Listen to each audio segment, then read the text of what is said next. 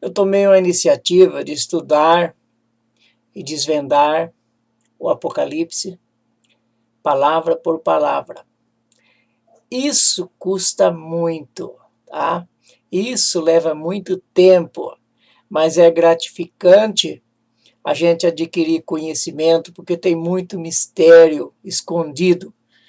Desde já eu quero dizer a todos que eu não quero enganar a mim mesmo. Eu não sou dono da verdade, mas existe muitas verdades escondidas. E junto com você, eu quero estar aí descobrindo algumas dessas verdades. Dizem que Apocalipse foi escrito há cerca de 95 anos depois de Cristo. Vejamos, eu pretendo falar de acordo com o livro chamado Bíblia. Eu sei, assim como muitos sabem, que a nossa Bíblia ela foi passada por muitas mãos, mas chegou até nós. E a gente que é espiritual, que é estudioso, acaba conhecendo a fidelidade de muitas profecias, muitas palavras da Bíblia. Então, o que eu quero falar é de acordo com a Bíblia, o nosso livro, o nosso manual de regra de fé, tá bom? Um detalhe. Em Apocalipse, no capítulo 5, no versículo 4, diz que João chorava porque não tinha quem abrisse um livro selado por dentro e por fora. Ele chorava. Por que João chorava? É o mesmo caso de Daniel. Ele chorava porque a sua salvação, porque a salvação do seu povo dependia da abertura daquele livro, tá?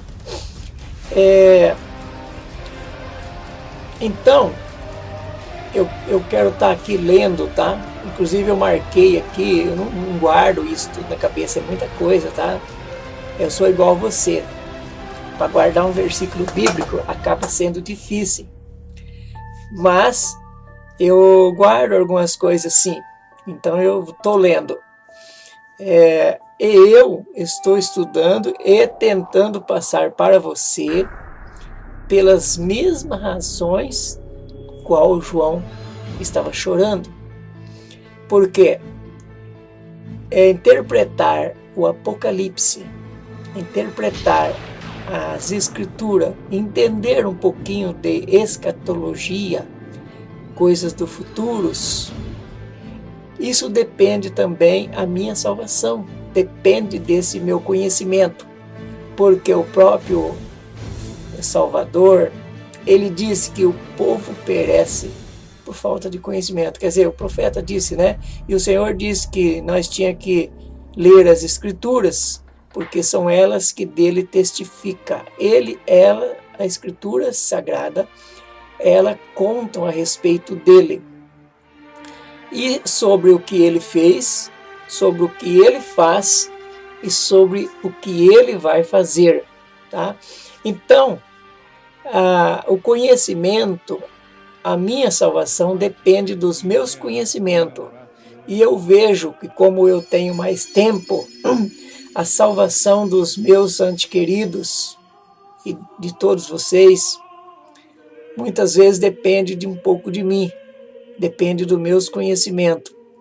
Então eu quero estar aí tentando passar a vocês esses conhecimentos, tá bom? Vamos lá, vamos ver o que eu posso passar para vocês. Apocalipse quer dizer revelação. Eu no passado, eu achava muito difícil de entender Apocalipse, muito difícil. Então, para mim, Apocalipse era um livro cheio de confusão. E Apocalipse não é como eu vi e como muitos veem. Ele não é um livro de confusão. Ele é um livro de revelação. Apesar de você saber tanto quanto eu, que não é tão fácil assim. Mas, se a gente olhar com um olhar profundo, a gente vai conseguir descobrir ou desvendar a maior parte do que chamamos de mistério do Apocalipse, tá bom? Estudar Apocalipse é o mesmo que estudar o passado, o presente e o futuro. O passado, o presente e o futuro. Para entender a escatologia, conforme eu disse, que é estudo do futuro, para entender a escatologia temos que entender a paleontologia, que é estudo do início. Aí mora um dos maiores mistérios, dos maiores segredos. Entender o que. Ela é um estudo que mostra os inícios. Mas início daquilo que temos aí condições de chegar até ele. Não é todos início, não. Porque tem muitas coisas que nós não conseguimos chegar até lá. Tá? Sabendo que a maior parte do passado nos está oculto e o passado do passado não cabe ao ser humano. Então não adianta nós querer saber o passado do passado. O passado ainda, muitas coisas a gente consegue ter até certeza de como foi, tá? Para que nós possamos tomar base e saber como será o futuro. Mas vamos ao estudo. Uma das primeiras coisas que eu quero passar para vocês é que Deus não é ingênuo. Deus não é ingênuo, como muitas pessoas pensam. Tudo que você imaginar está no seu cronograma. Tudo está no seu projeto. Quer um exemplo? Quando o povo estava fazendo a Torre de Babel,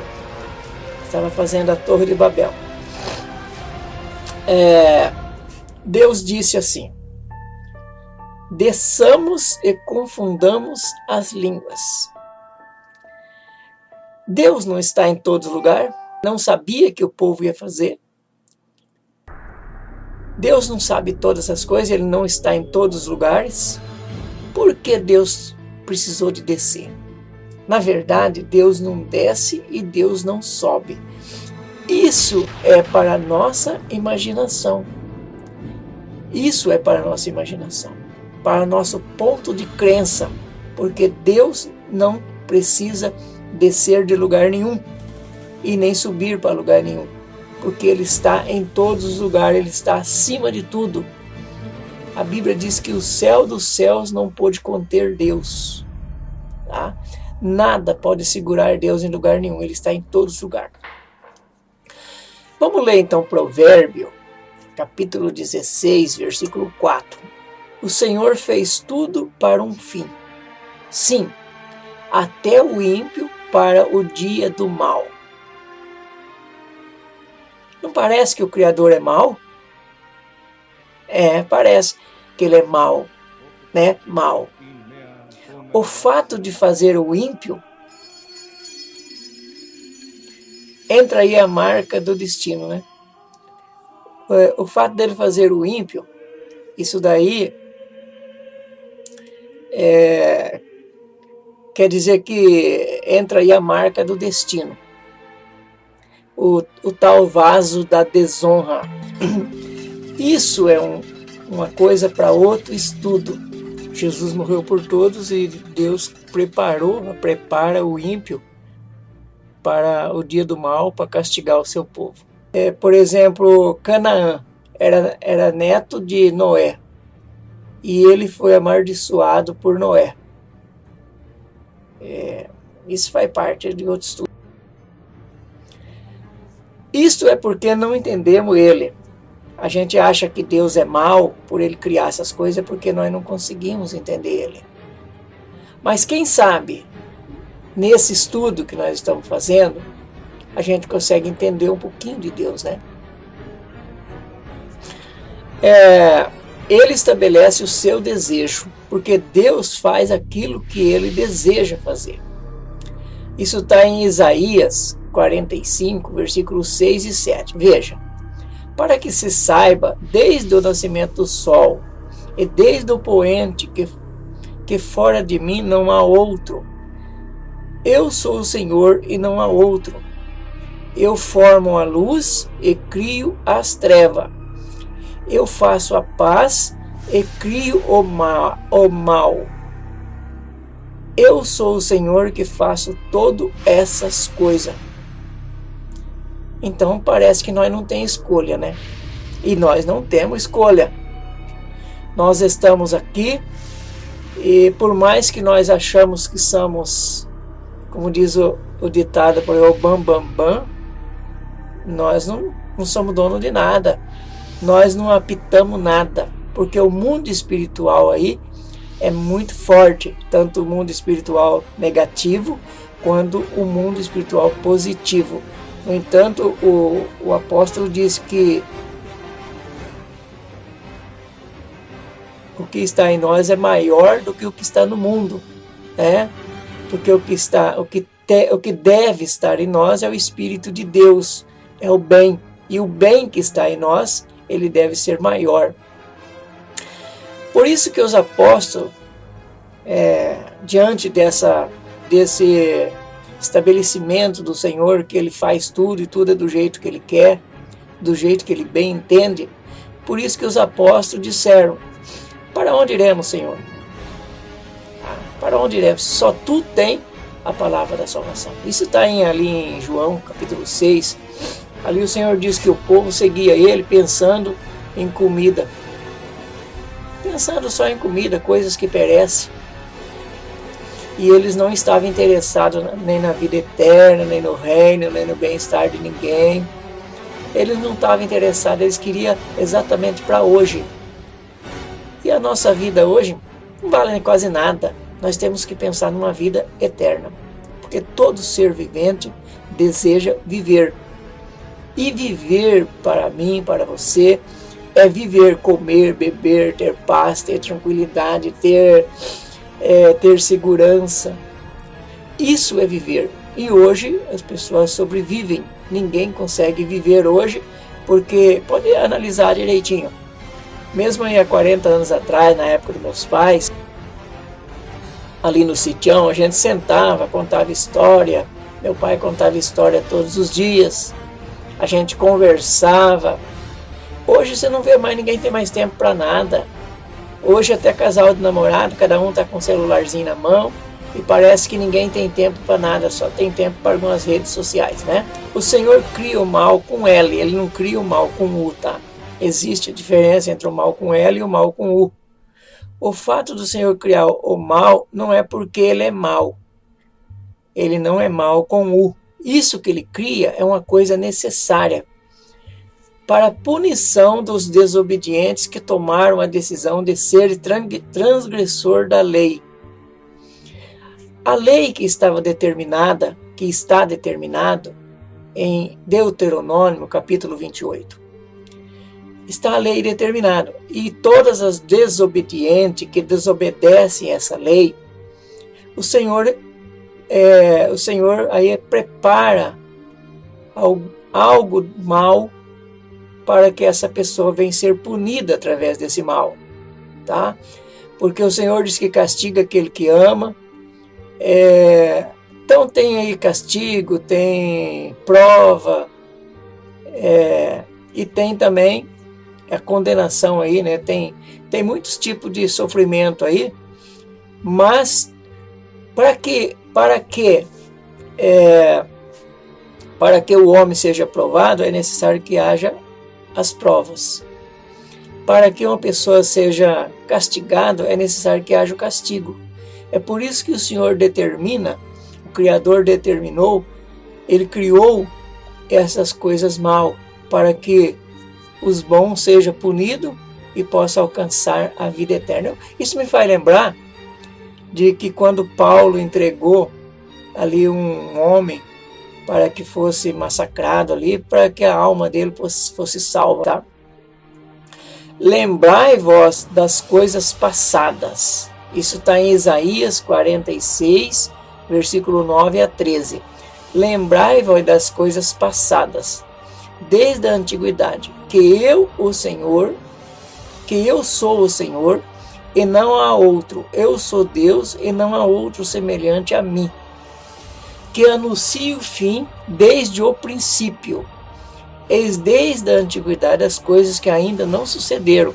Que digo, o meu conselho subsistirá, e farei toda a minha vontade, chamando do Oriente uma ave de rapina, e de um país remoto um homem do meu conselho. Sim, eu o disse, e eu o cumprirei. Formei esse propósito e também executarei.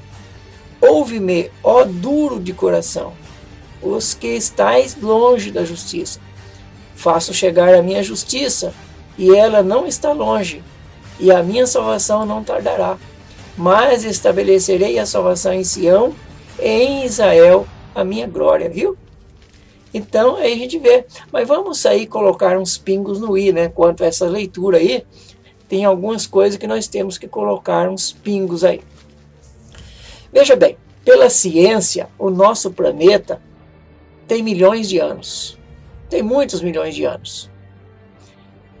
Eu não duvido disso. Eu creio nisso. Mas em Deuteronômio, no capítulo 29, no versículo 29, diz lá: as coisas encobertas pertencem ao Senhor nosso Deus, mas as reveladas pertencem a nós e a nossos filhos para sempre, para que observemos toda a palavra desta lei. Então é necessário que nós observamos a palavra da lei de Deus, mas nós estamos limitados a tudo, nós estamos limitados ao tempo. Portanto, o segredo e as razões do Criador nunca entenderemos, nunca vamos entender, tá? Nós não vamos ter condições de entender o segredo de Deus. Veja isso em Colossenses 1,16. Está escrito assim: porque nele foram criadas todas as coisas, nos céus e na terra, as visíveis e as invisíveis, seja trono, seja dominações, seja principados, seja potestade, tudo foi criado por ele, para ele. Interessante, né? Não temos que, nem como, questionar a vontade do Criador. Nós não temos, porque se tudo ele fez pela vontade dele, se tudo ele estabeleceu pela sua própria vontade, né, nós temos que arpinar, que questionar em quê? Tá? Nós não temos como questionar isso, porque nele foram criadas todas as coisas, nos céus e na terra, as visíveis e as invisíveis, seja trono, seja dominações, seja principado, seja potestade, tudo foi criado por ele e para ele. Nós não temos que falar nada. Deus criou o universo e o mundo submerso de mares e oceanos. Fez tudo como quisera, criou a atmosfera que todos respiramos. Deus criou o sol incandescente e a lua reluzente para a terra iluminar. Mas, para entendermos o Apocalipse, temos que aprender a ler no sentido profético, tá? Porque Apocalipse é um livro de profecia. Ali, 98%, quase 100%, não se entende como se lê. É igual Daniel, o livro dos profetas. A maior parte não se entende como se lê. Tá? Não é um livro como Mateus, como Atos, como os evangelhos, aí que é mais fácil de entender como se lê. Porque são, por exemplo, Atos é um livro histórico e ele vai contar história. Alguma coisa ali não dá para entender como se lê, mas a maioria dá. Então, nós temos que entender Para poder entender o Apocalipse, nós temos que aprender a ler no sentido profético. Entender a simbologia das figuras, porque o Apocalipse, ele mostra muitas figuras, né? Besta que saiu do mar, mulher, tem um monte de coisa ali que a gente vai passar cavalo, dragão, tem um monte de coisa, então que são tudo simbólico. Para nós entendermos aí o Apocalipse, nós temos que aí estar vendo o começo, como que foi, como que aconteceu, o que aconteceu ao longo da história, para nós poder entender aí os planos de Deus para o futuro, tá? Porque Deus não tem plano, na verdade. Deus tem propósito. Nós chamamos de planos de Deus, mas na verdade Deus não tem plano. Deus tem propósito. É por isso que em Apocalipse, no capítulo 1, no versículo 1, ele diz que vai anunciar coisas que breve vai acontecer. E não coisas que poderá acontecer, viu? Entendeu? Deus não tem aí planos, tem propósito. Porque planos faz as pessoas que são como homens, pessoas que não têm conhecimento do futuro. Mas o Senhor, ele é onisciente, ele conhece tudo. E como conhecedor de tudo, ele não faz plano, ele faz propósito, tá? O homem prevê o futuro, mas o Senhor determina o futuro. Até o diabo pode dizer que poderá acontecer, né? Mas o Senhor diz, vai acontecer. Portanto, o livre-arbítrio só funciona quando o caso depende do homem. Porque quando depende do Criador, não tem mudança. Porque o Senhor, o Criador, o Todo-Poderoso, ele conhece todas as coisas. Ele sabe qual a sua decisão que você tomou. Ele sabe qual a nossa decisão que nós vamos tomar. Certo? Então o Senhor conhece tudo, o passado, o presente e o futuro. Em Malaquias, capítulo 3, versículo 6, afirma isso, está escrito assim: pois eu, o Senhor, não mudo, por isso vós, ó filho de Jacó, não sois consumido. Imagine se o Senhor mudasse. Quando ele fez a promessa lá para Abraão, fez a promessa que daria a terra a Abraão, quando ele fez a promessa ali para Moisés, Deuteronômio 28, quando o pessoal, o povo obedecesse, quando não obedecesse, então o Senhor não muda. Tudo o que está escrito nas Escrituras, ele cumpre. A Bíblia diz, o próprio Yeshua, o Salvador, o Filho do Todo-Poderoso, diz que não passará da lei nem um tio ou um jota, não passará nada. Tudo será cumprido tintim por tintim. Tá bom? Como diz aí. Então, também está escrito em Hebreu, confirmando o que está em Malaquias, está escrito em Hebreus 13:8. Jesus Cristo é o mesmo ontem e hoje e eternamente. Então, Deus é fiel. Deus Ele fez e Ele faz tudo.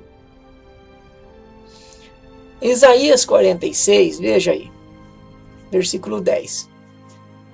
O Senhor diz que anuncia o fim desde o princípio.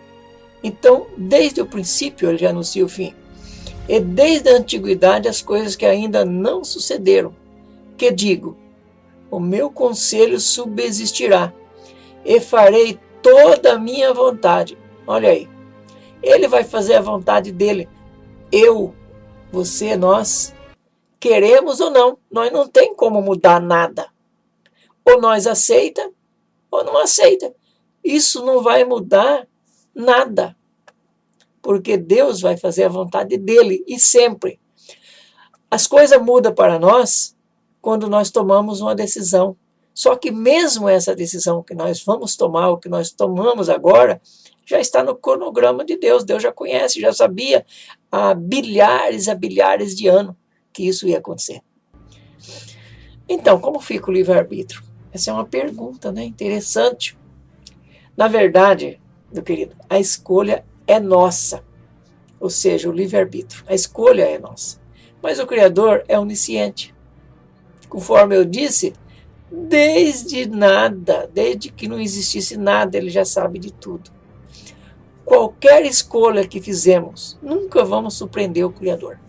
Nunca. Nós não vamos conseguir surpreender ele nunca. Certo?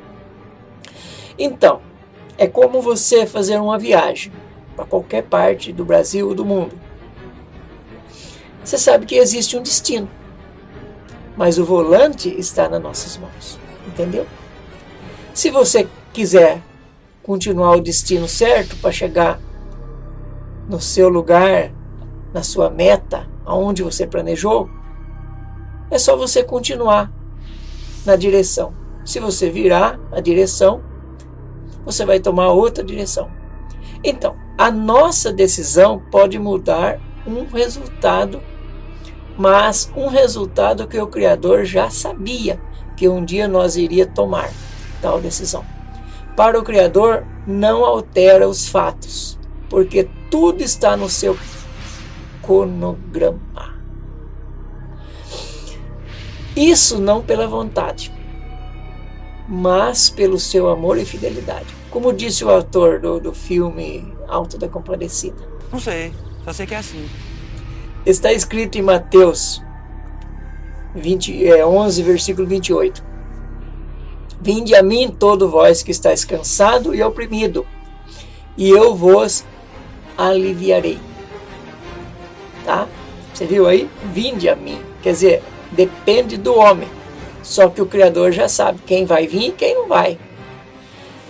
Em Marcos, capítulo 16, versículo 16, está escrito: quem crer e for batizado será salvo, mas quem não crer será condenado. Então, aí está uma condição do homem, crer ou não. Só que não vai surpreender o Senhor, o Salvador, o Criador, porque ele já sabe da sua resposta, ele já sabe da sua decisão.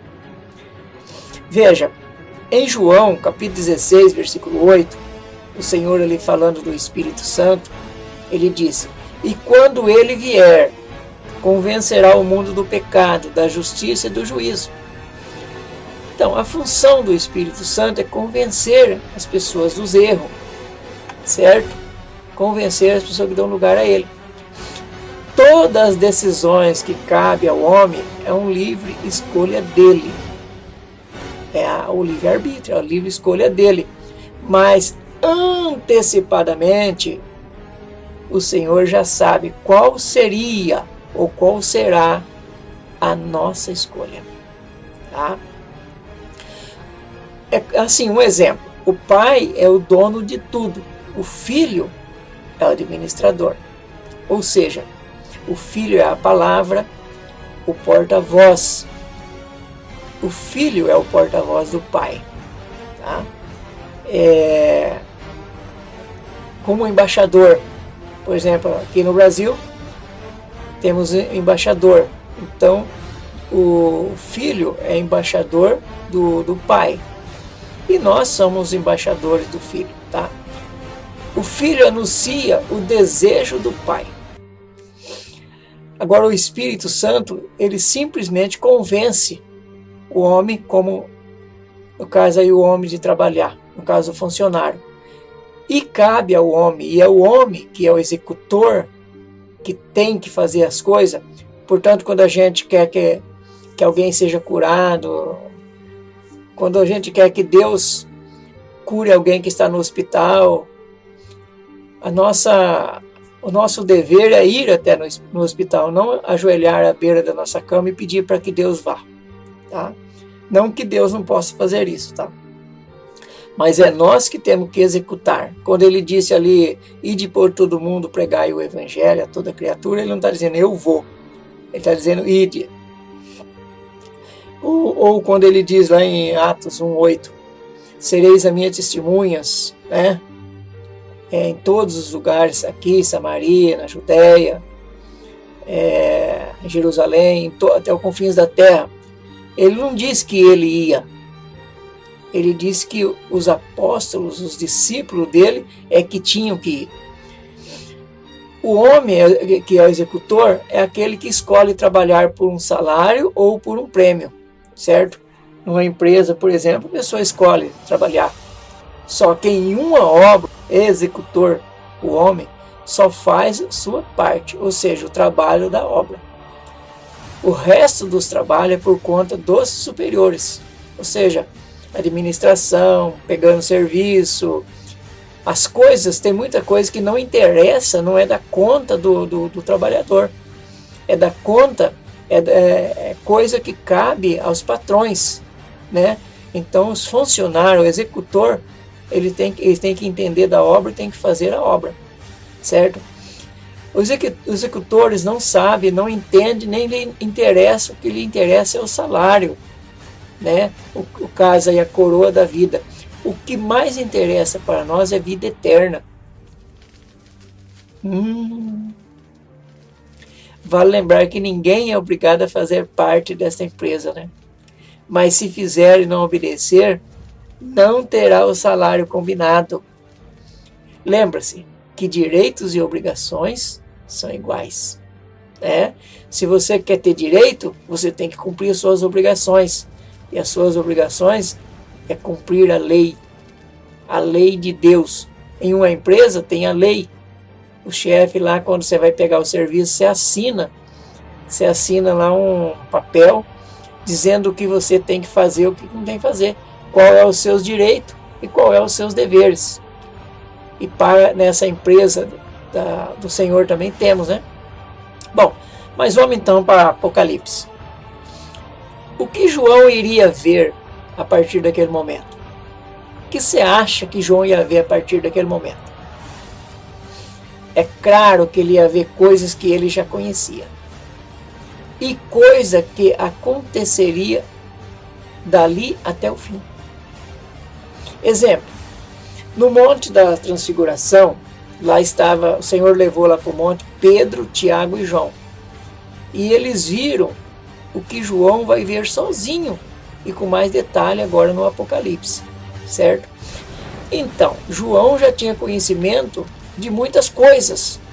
Marca aí, João tinha conhecimento das Escrituras, né? Dos livros dos profetas, das profecias. João tinha conhecimento da vivência dele com o Senhor. João tinha conhecimento daquilo que ele viu, daquilo que ele teve junto e participou. E João também teve aí conhecimento de quando ele viu o Senhor no monte ali sendo transfigurado e o Senhor apareceu em glória, tá? Veja aí, conforme eu disse que lá no monte da transfiguração teve lá Pedro, Tiago e João, né? No monte da transfiguração teve Pedro, Tiago e João, conforme eu disse. Veja o que escreveu Pedro em 2 Pedro, capítulo 1, versículo 16 a 18. Porque não seguimos fábulas engenhosas, quando vós fizemos conhecer o poder e a vinda de nosso Senhor Jesus Cristo, pois nós fomos testemunhas oculares de sua majestade, lá no monte. Porquanto ele recebeu de Deus Pai honra e glória, quando pela glória magnífica lhe foi dirigida a seguinte voz: Este é o meu Filho amado, em quem me comprazo. E esta voz dirigida do céu, ouvimos lá nós mesmos, estando com ele no Monte Santo. Pedro estava contando o que viram lá no Monte da Transfiguração, viu? É o mesmo que João vai ver agora, mas João vai ver com muito mais detalhe. O que Pedro está dizendo, não acredito em mentirosos com história ilusórias, como tem hoje, né? Ou não tem? Muitos contando muitas ilusões, como tais assim, vamos morar em rua de ouro, bem além da terra, vamos abandonar a terra, tanta coisa tantas ilusões, né? Então Pedro não acreditava nessas histórias mentirosas, engenhosas, porque ele conhecia de ver e não simplesmente de ouvir, tá? Pedro tinha um conhecimento a fundo, só que agora João vai ver novamente em Apocalipse com mais detalhe, tá? Mas isso nós vamos ver na segunda parte deste vídeo. Até lá!